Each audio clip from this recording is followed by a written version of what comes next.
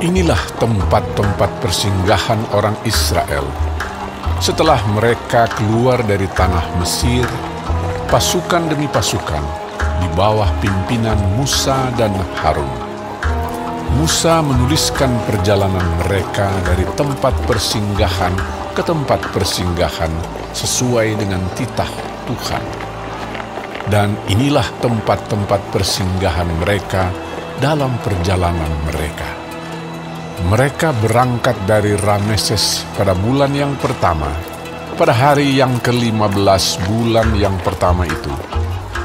Pada hari sesudah Paskah, berjalanlah orang Israel keluar oleh tangan yang dinaikkan di depan mata semua orang Mesir, sementara orang Mesir sedang menguburkan orang-orang yang telah dibunuh Tuhan di antara mereka, yakni semua anak sulung, sebab Tuhan telah menjatuhkan hukuman-hukuman kepada para allah mereka. Berangkatlah orang Israel dari Rameses, lalu berkemah di Sukot. Mereka berangkat dari Sukot, lalu berkemah di Etam yang di tepi padang gurun. Mereka berangkat dari Etam, lalu balik kembali ke Pihahirot yang di depan Baal Zephon, kemudian berkemah di tentangan Migdol. Mereka berangkat dari Pihahirot dan lewat dari tengah-tengah laut ke padang gurun, lalu mereka berjalan 3 hari perjalanan jauhnya di padang gurun Etam. Kemudian mereka berkemah di Mara. Mereka berangkat dari Mara lalu sampai ke Elim. Di Elim ada 12 mata air dan 70 pohon korma. Di sanalah mereka berkemah. Mereka berangkat dari Elim lalu berkemah di tepi laut Teberau. Mereka berangkat dari laut Teberau lalu berkemah di padang gurun Sin. Mereka berangkat dari padang gurun Sin lalu berkemah di Dofka. Mereka berangkat dari Dofka lalu berkemah di Alus. Mereka berangkat dari Alus lalu berkemah di Rafidim, dan di sana tidak ada air minum untuk bangsa itu. Mereka berangkat dari Rafidim lalu berkemah di padang gurun Sinai. Mereka berangkat dari padang gurun Sinai lalu berkemah di Kibrot Ta'awa. Mereka berangkat dari Kibrot Ta'awa lalu berkemah di Hazerot. Mereka berangkat dari Hazerot lalu berkemah di Ritma. Mereka berangkat dari Ritma lalu berkemah di Rimon Peros. Mereka berangkat dari Rimon Peros lalu berkemah di Libna. Mereka berangkat dari Libna lalu berkemah di Risa. Mereka berangkat dari Risa lalu berkemah di Kehelata. Mereka berangkat dari Kehelata lalu berkemah di Har Syafer. Mereka berangkat dari Har Syafer lalu berkemah di Harada. Mereka berangkat dari Harada lalu berkemah di Makhelot. Mereka berangkat dari Makhelot lalu berkemah di Tahat. Mereka berangkat dari Tahat lalu berkemah di Tarah. Mereka berangkat dari Tarah lalu berkemah di Mitka.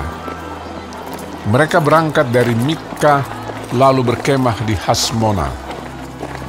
Mereka berangkat dari Hasmona lalu berkemah di Moserot. Mereka berangkat dari Moserot lalu berkemah di Bene Yaakan. Mereka berangkat dari Bene Yaakan lalu berkemah di Hor Gidgad. Mereka berangkat dari Hor Gidgad lalu berkemah di Yotbata. Mereka berangkat dari Yotbata lalu berkemah di Abrona. Mereka berangkat dari Abrona lalu berkemah di Ezion Geber. Mereka berangkat dari Ezion Geber lalu berkemah di padang gurun Zin, yaitu Kadesh. Mereka berangkat dari Kadesh lalu berkemah di Gunung Hor, di perbatasan tanah Edom. Ketika itu Imam Harun naik ke Gunung Hor sesuai dengan titah Tuhan, dan di situ ia mati pada tahun ke-40 sesudah orang Israel keluar dari tanah Mesir, pada bulan yang kelima, pada tanggal 1 bulan itu.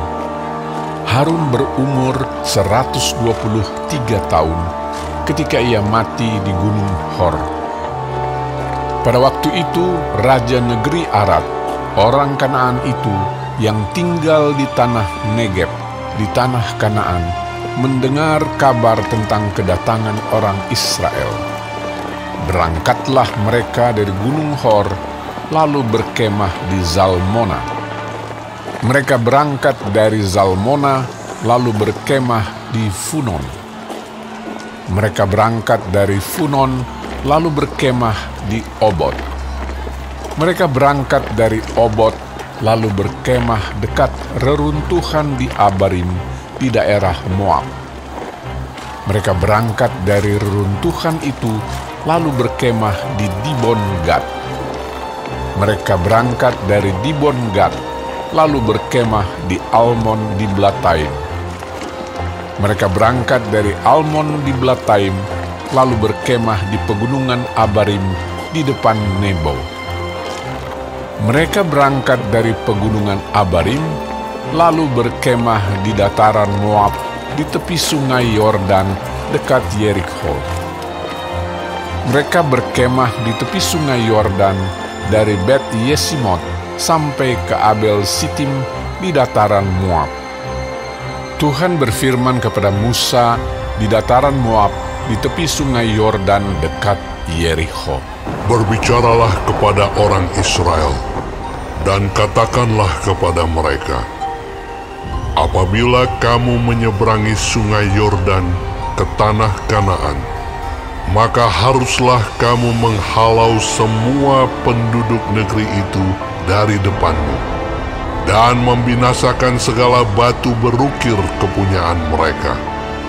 Juga haruslah kamu membinasakan segala patung tuangan mereka, dan memusnahkan segala bukit pengorbanan mereka. Haruslah kamu menduduki negeri itu dan diam di sana, sebab kepadamulah kuberikan negeri itu untuk diduduki. Maka haruslah kamu membagi negeri itu sebagai milik pusaka, dengan membuang undi menurut kaummu. Kepada yang besar jumlahnya, haruslah kamu memberikan milik pusaka yang besar, dan kepada yang kecil jumlahnya, haruslah kamu memberikan milik pusaka yang kecil, yang ditunjuk oleh undi bagi masing-masing. Itulah bagian undiannya. Menurut suku nenek moyangmu, haruslah kamu membagi milik pusaka itu. Tetapi jika kamu tidak menghalau penduduk negeri itu dari depanmu, maka orang-orang yang kamu tinggalkan hidup dari mereka akan menjadi seperti selumbar di matamu, dan seperti duri yang menusuk lambungmu, dan mereka akan menyesatkan kamu di negeri yang kamu diami itu. Maka akan kulakukan kepadamu seperti yang kurancang melakukan kepada mereka.